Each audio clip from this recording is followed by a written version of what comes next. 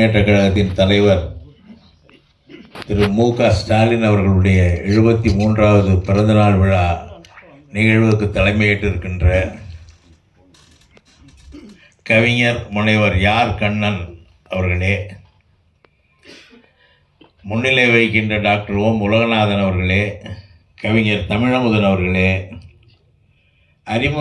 அறிமுக உரையாற்றி இருக்கின்ற கவிஞர் இளைய கம்பன் அவர்களே, சிறப்பான இந்த விழாவை ஏற்பாடு செய்து நடத்தி கொண்டிருக்கின்ற விழாவேந்தர் இரா பாஸ்கரன் அவர்களே, இங்கே உரையாற்றி விடைபெற்று சென்றிருக்கின்ற முனைவர் வி.ஜி. சந்தோஷம் அவர்களே, கார்டினல் டாக்டர் எஸ்.எம். ஜெயக்குமார் அவர்களே, இந்த வாழ்த்தரங்கத்திற்கு தலைமையேற்றிருக்கின்ற டாக்டர் ஈகை கருணாகரன் அவர்களே மற்றும் இங்கே திரளாக வருகை தந்துள்ள கவிஞர் பெருமக்களே, பெரியோர்களே, தாய்மார்களே, நண்பர்களே, வணக்கம். இந்த நிகழ்ச்சிக்கு நான் ஒரு 6:15 மணிக்கு புறப்பட்டேன்.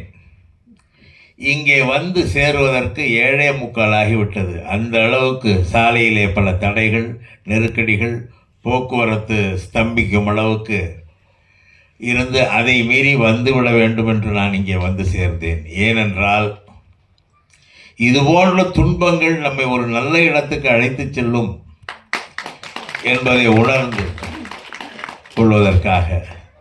இதை ஏன் குறிப்பிடுகிறேன் என்றால், தன்னுடைய 16 வயதிலே அரசியலிலே நுழைந்து இதுபோன்ற பல துன்பங்களை எல்லாம் அனுபவித்து அதையெல்லாம் கடந்து வந்த காரணத்தினாலே தான் இன்றைக்கு முதலமைச்சராக நம்முடைய மு.க. ஸ்டாலின் இருக்கிறார் என்பதை புரிந்து கொள்ள வேண்டும். துன்பங்களிலே துவண்டு போனால் முன்னேற்றம் இருக்காது. அதற்காக நான் இதை குறிப்பிட்டு சொல்கிறேன். ஏறத்தாழ ஒரு 69-70 காலகட்டத்திலேயே அவர் அரசியலிலே ஈடுபட தொடங்கினார்.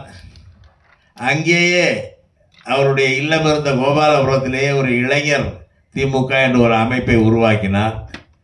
பின்னர் அதிலே பணியாற்றி பல பொதுக்கூட்டங்களை நடத்தினார். மக்கள் பிரச்சனைகளுக்காக பல போராட்டங்களை நடத்தினார். அதிலே சிறைவாசமும் அனுபவித்தார். ஆனாலும் தளர்ந்து விடாமல் உழைத்தார். அந்த உழைப்பு அவரை சென்னை மாநகரத்து மேயராக்கியது, அமைச்சராக்கியது, பிறகு துணை முதலமைச்சராக்கியது, இன்றைக்கு முதலமைச்சராக கொண்டு வந்து நிறுத்தி இருக்கிறது என்றால், இந்த அரசியல் மக்களுடைய பிரச்சனைகளை புரிந்து கொண்டு மக்களுக்காக செயல்படுவதற்கான அரசியல். அதை சரியாக செய்தால் மக்கள் ஏற்றுக்கொள்வார்கள். சில நிகழ்வுகளை சொல்கிறேன். தஞ்சையிலே ஒரு போராட்டம் 1950ஆம் ஆண்டு 59 எஸ்எம்டி பேருந்து போராட்டம். அது மிகப்பெரிய போராட்டம். இந்த போராட்டத்திலே செயலாளர்களாக இருந்து நடத்தியவர் என்னுடைய தந்தையார் டி.கே. சீனிவாசன் அவர்களும் தலைவர் கலைஞர் அவர்களும். இந்த போராட்டத்தின் விளைவாக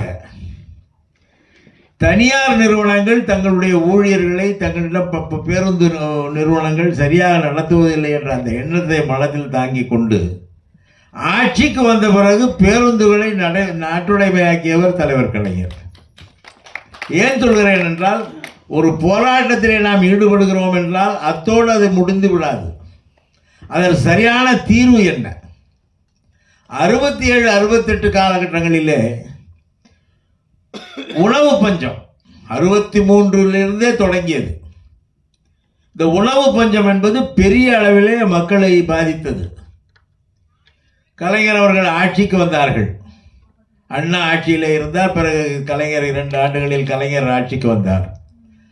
வந்தவுடன் அவர் செய்தது ஒரு பொது விநியோக திட்டம் ஒன்றை உருவாக்கி எல்லோருக்கும் ரேஷன் அட்டை வழங்கும் அந்த திட்டத்தை வழங்கினார். இன்றைக்கு கூட எந்த மாநிலத்திலும் எல்லோருக்கும் ரேஷன் அட்டை கிடையாது, தமிழ்நாட்டை தவிர.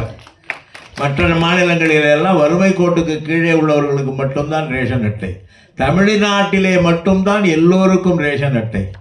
அதற்காக அவர் சிவில் சப்ளைஸ் கார்பரேஷன் என்ற ஒரு நிறுவனத்தை தொடங்கி அதன் மூலம் எல்லோருக்கும் உணவுப் பொருள் கிடைக்க வழிவகை செய்தார். இப்படி ஒரு துன்பத்திற்காக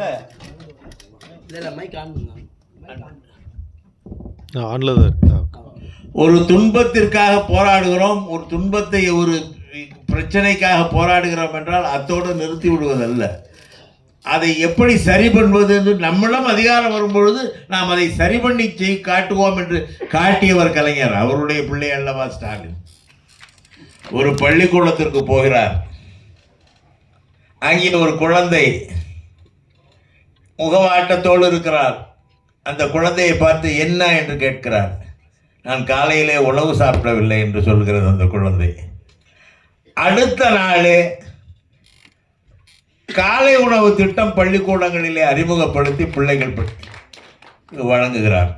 மதிய உணவு திட்டம் ஏற்கனவே இருக்கிறது என்றாலும் காலை உணவு திட்டம் என்று ஒரு திட்டத்தை அறிமுகப்படுத்தி, காரணம் உணவு இல்லைன்னா பிள்ளைங்க படிக்க முடியாது, பாதியிலே படிப்பு நின்றுடும். இந்த தமிழ்நாட்டில் கல்வியின் இடைநிற்றல் மிக குறைவாக, அறவே இல்லை என்று கூட சொல்லலாம்.